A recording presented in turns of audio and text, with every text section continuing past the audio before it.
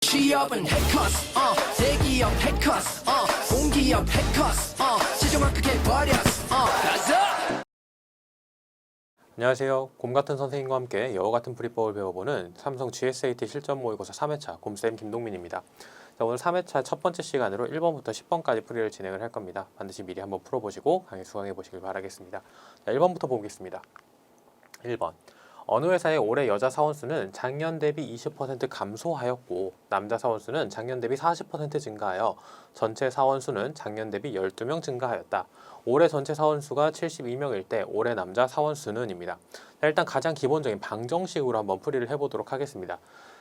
여자 사원수를 x로 놓고 여자 사원수를 x로 놓고 남자 사원수를 y로 놓고 한번 풀이해보도록 하겠습니다. 작년 인원수를 x와 y로 두었습니다. 올해 전체 사원수가 72명인데 올해는 작년 대비 12명이 증가했다라고 했습니다. 그럼 작년 총 인원은 60명이 되겠죠. 60명. 72명에서 12명을 뺀 값입니다. 자, 그렇기 때문에 첫 번째 수식 x 플러스 y는 60이라는 수식이 하나 완성이 됐습니다. 자, 두 번째 수식 여자 사원수는 작년 대비 20% 감소했다라고 했습니다. 0.2x만큼 감소하였고 그리고 남자 사원수는 작년 대비 40% 증가했다라고 했습니다. 0.4y만큼 증가했는데 이게 12명이 증가한 거죠. 12명. 12. 자, 이렇게 해서 이제 이 수식을 여러분들 연립해서 풀이를 해주시면 정답을 구하실 수가 있을 겁니다. 물론 이제 y 값이 나오면 남자 y 값이고 거기에다가 40% 증가했으니까 1.4를 곱해서 답을 구해 주셔야 하겠죠.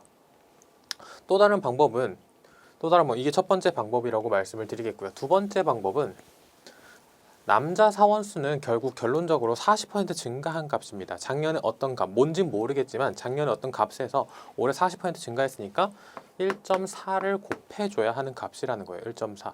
1.4는 10분의 1.4니까 1.4라고 놓으면 조금 헷갈리죠. 140%니까 14, 10 해서 10분의 1.14 해서 5분의 7.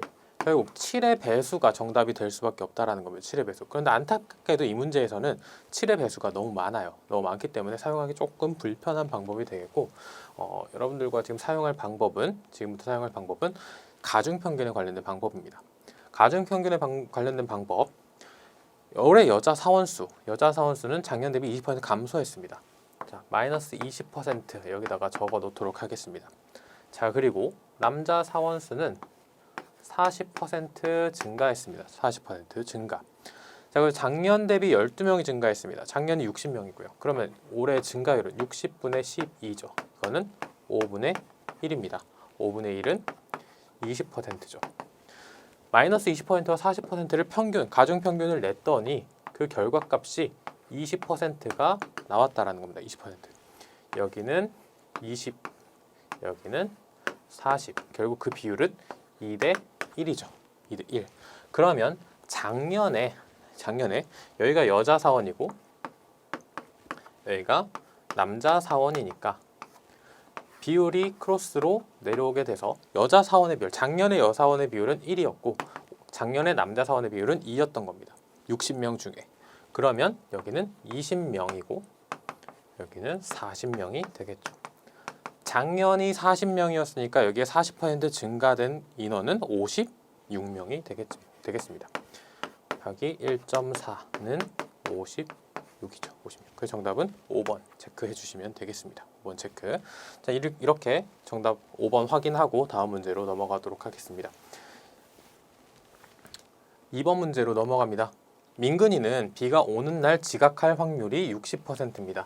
정리를 좀 하면서 여러분들께 설명을 드리도록 하겠습니다. 민근이 비가 오는 날 지각할 확률이 60%입니다. 그리고 비가 오지 않는 날 지각할 확률이 30%입니다. 이게 30%. 그리고 수영이는 비가 오는 날 지각할 확률이 70%입니다. 그리고 비가 오지 않는 날 지각할 확률이 20%다라고 했습니다. 확률에 관련된 문제인데 확률에 관련된 문제가 나오면 가장 먼저 의심해 보라고 말씀드렸던 게 바로 조건부 확률이었습니다. 조건부 확률. 이 문제가 혹시 조건부 확률인지 아닌지를 한번 의심을 해보면 어느 날 민근이와 수영이가 모두 지각을 하지 않았을 때라고 했습니다. 한마디로 일단 오늘은 둘 다 지각을 안 했어요. 조건부 확률이죠. 둘 다 지각을 하지 않았는데 그날 비가 왔는지 왔으면 왔을 확률 이 몇 퍼센트지 그걸 묻고 있는 겁니다. 조건부 확률. 그럼 일단 민근이와 수영이는 지각을 모두 안 했습니다. 모두 안 했어요. 그렇기 때문에 민근이와 수영이가 둘 다 지각을 안 했는데 비가 왔을 확률과 비가 오지 않았을 경우의 수를 다 더해주고 그 중에 비가 왔을 확률을 분자로 넣어서 계산을 해주시면 된다라는 겁니다. 비가 왔을 확률, 비 그냥 동그라미로 처리해 볼게요. 비 동그라미. 비가 왔는데 지각을 하지 않았을 경우입니다. 비가 왔는데 지각을 하지 않았을 경우. 근데 비가 왔을 때 지각할 확률이 40%라는 건 비가 왔을 때 지각을 하지 않았을 확률은 60%라는 건 40%라는 거로 바꿔줄 수가 있겠죠. 비가 왔는데 민근이가 지각하지 않을 확률은 0.4가 되는 겁니다. 40%니까. 자, 그리고 수영이는 비가 왔는데 지각하지 않을 확률은 30%가 되죠. 그래서 0.3. 자, 그러면 그리고 비가 오지 않았을 때로 보겠습니다. 비가 오지 않았을 때. 비가 오지 않았을 때 지각을 하지 않을 확률입니다. 지각을 하지 않을 확률은 반대로 70%가 되겠습니다. 70%. 0.7 곱하기 여기는 80%로 바뀌게 되니까 0.8이 됩니다. 어차피 확률이고 위아래 나눠줄 거니까 소수점 다 떼고 계산을 해도 되겠습니다. 12, 56. 그래서 12 더하기 56분의 그날 비가 왔을 확률이니까 12로 나눠주게 되면 68분의 12는 17분의 3이 됩니다. 그래서 정답은 3번으로 체크를 해주시면 되겠습니다. 자, 확률은 말씀드린 것처럼 조건부 확률인지 아닌지를 가장 먼저 의심을 해보시는 것부터 시작을 하시는 겁니다. 그렇게 된다면 분모에 들어가는 게 달라지기 때문에 여러분들이 그 부분만 주의하시면 사실상 그렇게 어렵지는 않게 문제 풀이하실 수 있는 유형이었습니다. 자, 이렇게 2번까지 한번 풀이를 해봤고 다음 문제로 넘어갑니다. 3번 문제로 넘어가 보겠습니다. 3번. 옳지 않은 것이네요. 옳지 않은 것을 고르는 문제입니다. 자, 바로 자료로 넘어가 보면 업종별 연료 소비량 단위는 TOE라고 나와 있고 15년부터 18년까지 1년 단위 그리고 식품부터 기타 산업까지 쭉 나와 있습니다. 그리고 전력 소비량 기가와트 시 15년에서 18년까지 그리고 식품부터 기타 산업 쭉 나와 있고 두 표 모두 합산은 없습니다. 합계는 없는 상태. 그리고 1기가와트 시는 86TOE다라고 단위를 변경할 수 있는 근거도 제시를 해줬습니다. A부터 한번 보도록 하겠습니다. A 2018년 전력 소비량 전년 대비 증가량이 가장 큰 업종은 식품이다 라고 되어 있습니다. 전력 소비량 식품 보면 약 한 190 정도 증가했습니다. 190 정도. 그리고 쭉 내려가서 확인을 해보다 보니까 금속 같은 경우 거의 4천 이상이 증가했죠. 4천 이상. 그리고 그 외에는 더 이상 살펴볼 필요 없습니다. 일단 금속, 식품이 아니다라는 거 확인했으니까 금속 보는 순간 그냥 A는 틀렸다. A가 틀렸으니까 A는 답에 포함이 되어야 하고 1번, 2번, 4번 중에 정답이 있을 겁니다. 그럼 D는 볼 필요가 없어진 상태고요. 자, 바로 B로 넘어가 보겠습니다. B. 제시된 업종 중 2015년 연료 소비량이 가장 많은 업종. 자, 여기서 한번 끊어가도록 하겠습니다. 15년 연료 소비량이 가장 많은 업종. 보면 가장 많은 업종은 금속이 바로 보입니다. 금속.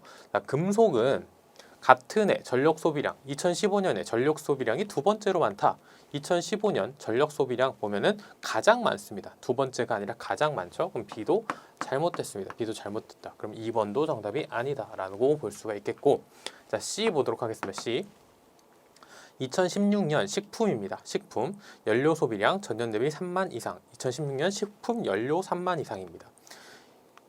2016년 식품을 보면 전년 대비 15년 대비 3만 이상 증가한 거 맞습니다. C는 맞는 설명이네요. 맞는 설명. 그러면 정답은 A, B 1번이 되겠습니다. 1번.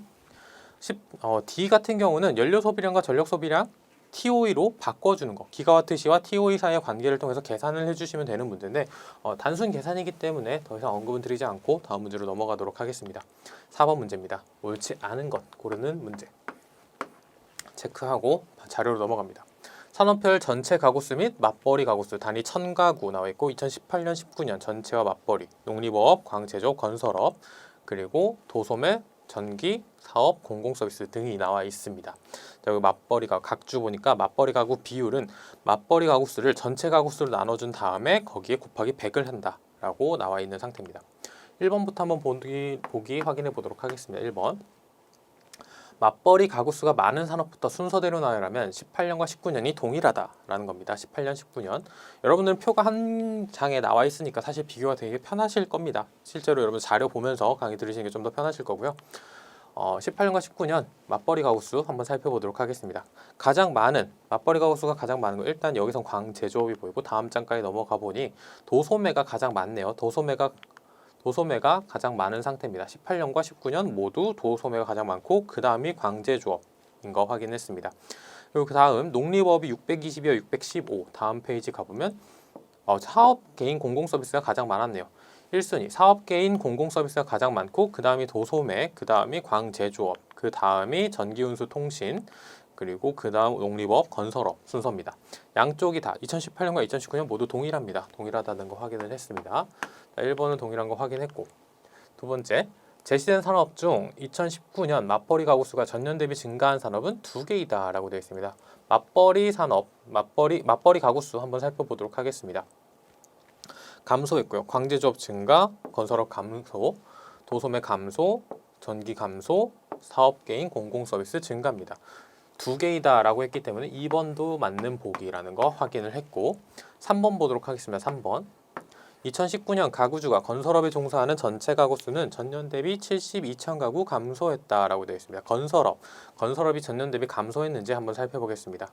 건설업 1046 빼기 974를 해보면 이거는 72가 나오죠. 어차피 단위는 1000가구이기 때문에 72천 가구 감소했다. 맞는 말입니다. 3번 맞는 보기.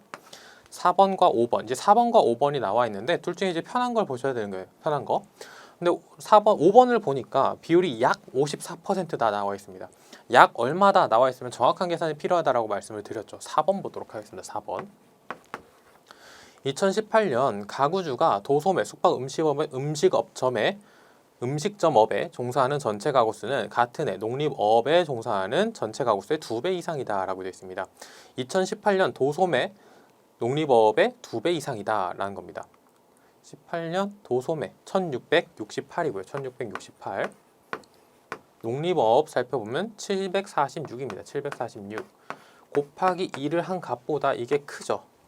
그러면 2배 이상이다 라고 한 4번 보기도 맞는 보기가 됩니다. 그럼 정답은 안 계산해봤지만 5번이 정답이라는 걸 확인할 수가 있겠습니다. 자, 5번 같은 경우 실제로 계산을 해보시면 약 52% 정도가 나오게 되실 거예요. 단순 계산이기 때문에 별도로 이제 언급만 살짝 드리고 넘어가 보도록 하겠습니다. 자, 정답 5번인 거 확인을 했고 다음 문제로 넘어갑니다.